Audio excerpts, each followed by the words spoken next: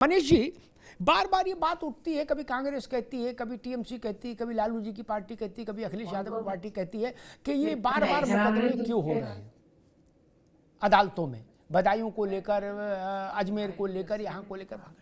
मैं एक छोटा सा जैसे वो बताया ना कि बच्चे मासूम हैं, ये जो दंगा कर रहे थे वहाँ संभल में, वैसे मैं एक मासूम सवाल पूछना चाहता हूँ, अब रोशनी डालो फिर बाकी मित्रों से पूछूंगा कि कौन सी ऐसी धारा हो सकती है, क्या कौन ऐसा निर्देश दे सकता है कि भाई इस देश के 150 करोड़ लोगों में कोई भी मुकदमा नहीं करेगा इस विषय पर?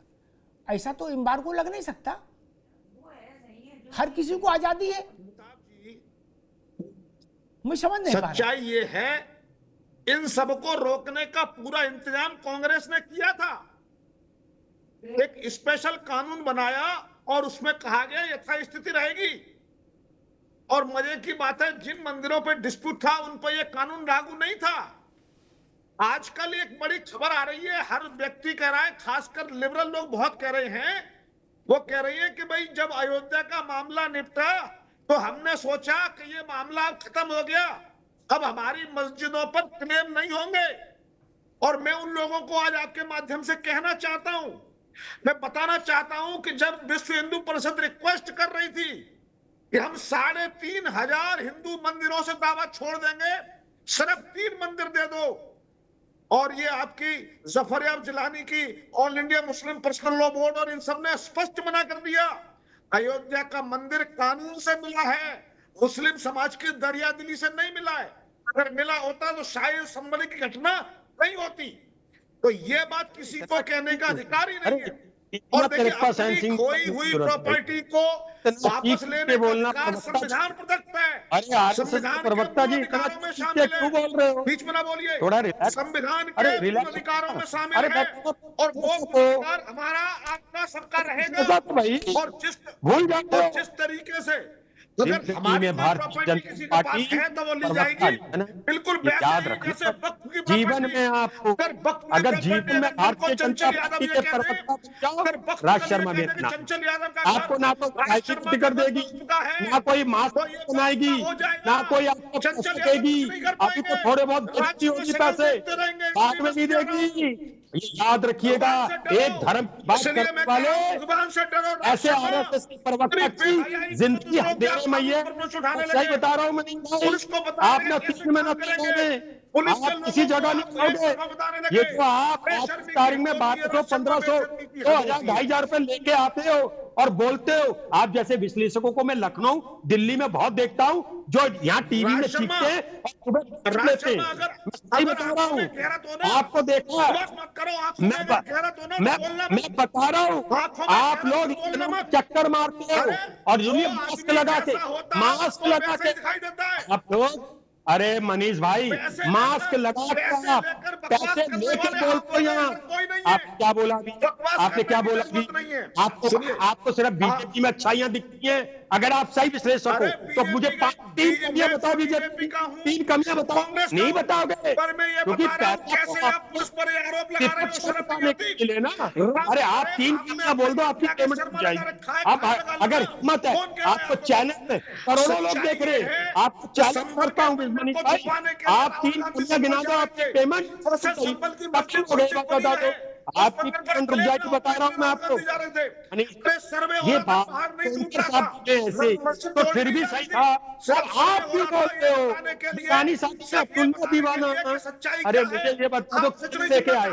अच्छा, कितने लेके आए? मैं आपको रंगों हाथ लखनऊ में पकड़ा सकता हूँ। लखनऊ में आप जो बीजेपी कार्यालय में चक्कर मारते, दिल्ली में चक्कर मारते, इधर सुनिए, अरे क्या हो गया? क्या एक्सीलेटर दे दिया गाड़ी में? धीरे कर, पहले ठंडा पानी पियो, पहले पानी पियो।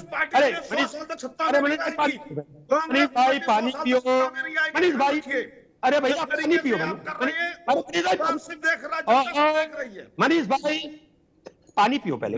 इतना गुस्सा आरोप लगाया मेरे ऊपर, मैं आज आपको नहीं बोलने दूंगा। आपने पैसे लेने का आरोप लगाया, चाहिए पानी पियो पहले। अरे पानी, आप उनका मनसूबा बताना चाहते हो, मतलब आपके शरीर को हानि पहुंचाना नहीं है, अरे मेरा मतलब आपके शरीर को हानि पहुंचाना है। आपने झूठ बोला, आपको क्षमा मांगनी होगी। और आप पैसे लेकर काम करने वाले व्यक्ति हैं।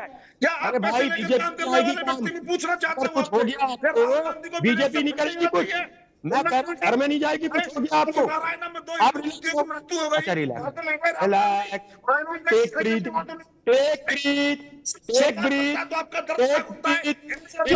दोनों मित्रों को रोकूंगा, राज शर्मा को भी रोकूंगा, मनीष जी को भी रोकूंगा, दोनों मित्रों को रोकूंगा। राज शर्मा जी, किसी पर व्यक्तिगत आक्षेप नहीं होना चाहिए, ये बहस का मंच है, संवाद है, ठीक है ना, ये व्यक्तिगत विषय नहीं। कांग्रेस कहा जाए तो राज शर्मा मतलब नहीं ना, ये सपा कहा जाए तो चंचल यादव से कोई थोड़ी ना बात है, या सोनकर से कोई व्यक्तिगत बात थोड़ी ना, भाजपा की बात हो रही है, इसलिए ये सब व्यक्तिगत मत जाइए, वो ठीक नहीं। एक प्रश्न मेरे दिमाग में खड़ा होता है कि बार बार होता है कि हम लोग कई बार तथ्यों को जानबूझकर झुठला देते हैं, या स्मरण में नहीं आती है, जानकारी में नहीं आते, तीन ही समस्याएं होती हैं। कहा जाता पूजा स्थल विधेयक कानून, उसकी बड़ी चर्चा होती, मुझे पता नहीं कितनों ने पढ़ा है उसको, है ना।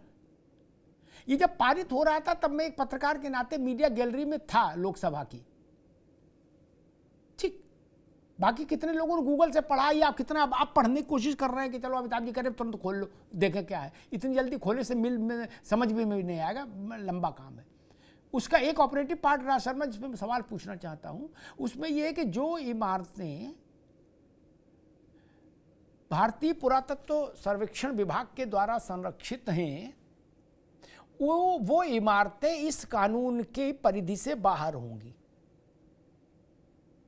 और 100 साल या उससे ऊपर की आयु की इमारतें सामान्यतः पुरातत्व विभाग के संरक्षण में आ जाती हैं।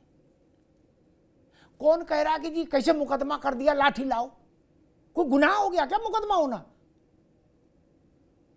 राज शर्मा जी, अभी इस पे नहीं पढ़ने वाला, और मैं अंतरात्मा की आवाज पूछता हूं, मैं कोई सोनकर भाई या विश्लेषक साहब की तरह झूठ नहीं बोल पाऊंगा, मैंने उसको बिल्कुल नहीं पढ़ा, और मैं ना उसमें पढ़ना चाहता हूं, मुझे नहीं पता क्या हुआ, क्योंकि अगर कोई बात जज ने दी है तो कुछ उन्होंने भी देखी होगी, मगर जज साहब ने जल्दीबाजी कर दी, ये मैं कहता हूं।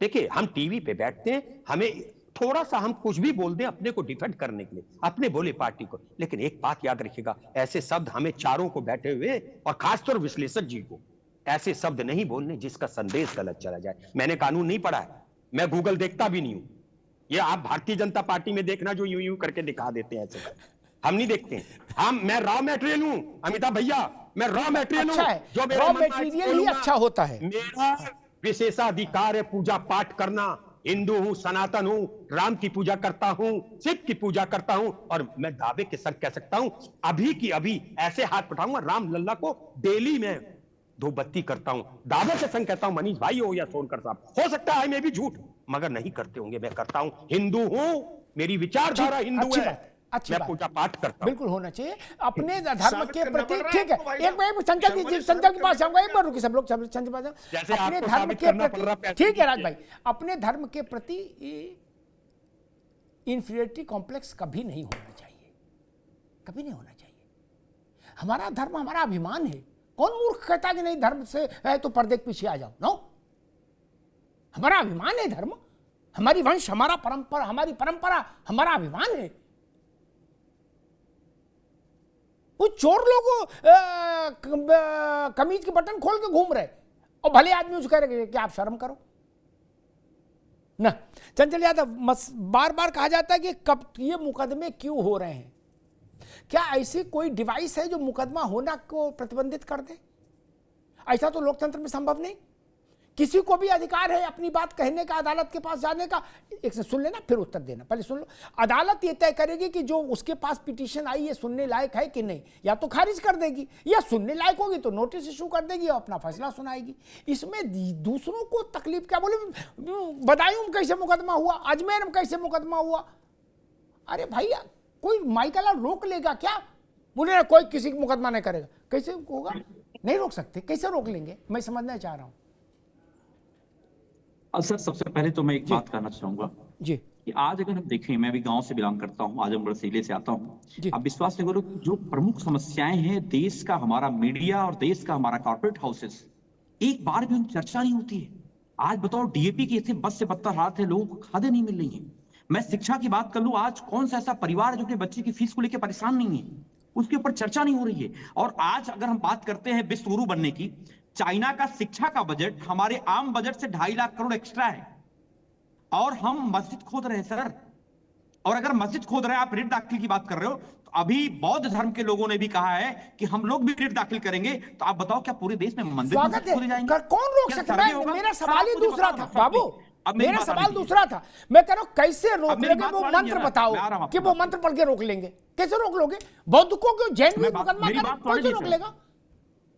नहीं, मैं रोकने की बात नहीं कर रहा हूं, मैं वही कहना चाह रहा हूं, ये देश को बीजेपी किस दिशा में लेके आना चाहती है? जहां पर हिंदू भाईचारे की बात होती थी, गंगा जमुनी तहजीब की बात होती थी, और हमारा धर्म हमारा पर्सनल विषय है सर, धर्म हमारा आस्था का विषय है, हमारा पर्सनल विषय है। आपको यह पता होगा, आदरणीय राष्ट्रीय अध्यक्ष जी एक भव्य मंदिर बना रहे हैं इटावा में, लेकिन उसका प्रचार नहीं किया उन्होंने।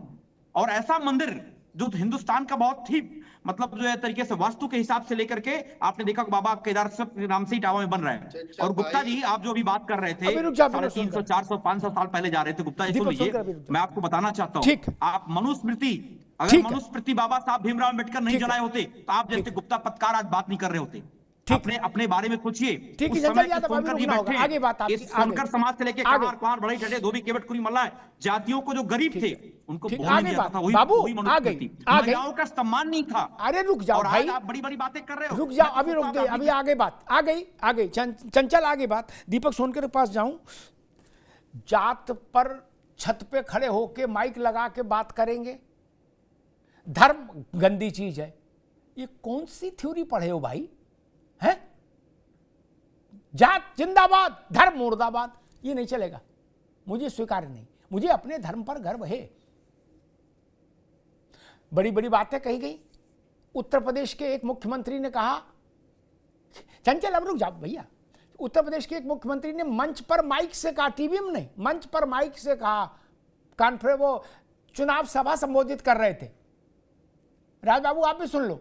उनने कहा हम जब मुख्यमंत्री थे हमने डीजीपी को बुला कहा कि हर थाने में 20-20 मुसलमान भर्ती करो। क्या ना नियम ना कायदा, बोले 20-20 मुसलमान भर्ती करो। उत्तर प्रदेश के मुख्यमंत्री 3 दफा मुख्यमंत्री रहे। क्या ये बात सेकुलरिज्म है? ये बात सेकुलरिज्म है? गजब के यार, क्या करते हो कुछ तो समझ लो। और एक बात आई कि भाई देश की समस्याओं पर बात नहीं हो रही है। कल अखिलेश जी, रामगोपाल जी ने देश की समस्याओं पर संसद में चर्चा नहीं की, उनने संभल पर चर्चा की। और आज रामगोपाल जी ने कहा भी कि हमारे लिए संभल सबसे बड़ा मुद्दा है। क्या तो ये उनको बताओ ना कि देश की समस्याओं पर बात करो, संभल पर ना करो। उनको तो पता नहीं रहा। खैर दीपक सोनकर, मसला वहीं आकर खड़ा हो गया, कोई किसी को मुकदमा करने से कैसे रोक सकता है? एक यहां तो मुकदमा कर रहा आदमी, वक्फ तो बिना ही मुकदमा किसी की भी प्रॉपर्टी पर पर्चा चिपकाए दे रहा है। उनसे कोई नहीं कहता गड़े मुर्दे ना उखाड़ो, वो तो गड़े ही उखाड़ रहे हैं मुर्दे जितने हैं पूरे देश भर में। 1700 वर्ष पुराना मंदिर वक्फ की संपत्ति बता दी, जबकि इस्लाम को पैदा हुए 1700 साल नहीं हुए। कोई बोलने का तैयार नहीं। बोले बदायूं मुकदमा कैसे कर दिया, ये तो गंगा जमुना का अपमान हो गया। अच्छा 1700 साल पुराना मंदिर वक्फ ले जाए, वो गंगा जमुना के माथे पर तिलक हो जाएगा? दीपक सोनकर,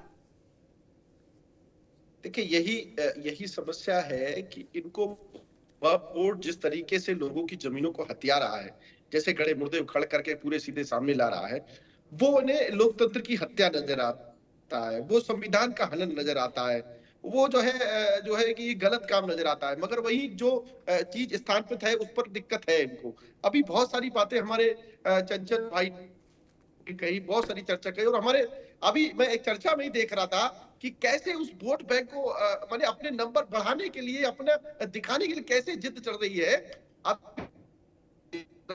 आज भाई मनीष जी से चर्चा कर ही रहे थे, तब तक चंचल भाई भी आगे आ गए। अरे मैं ज्यादा जो है उनका सगा हो रहा हूँ, मेरे नंबर घट जा रहे हैं। यही लगातार कांग्रेस और समाजवादी पार्टी में चल रहा है। ये चूहे और बिल्ली की लड़ाई चल रही है कि भाई मैं मुसलमानों का सगा, नहीं मैं मुसलमानों का सगा।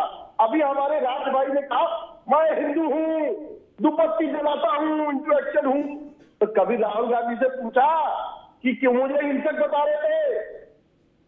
पूछा राहुल गांधी से राज भाई कि क्यों मुझे हिंसक बता रहे थे? आप तो हिंदू हो, दुपट्टी जलाते हो, भगवान की पूजा कर रहे हो,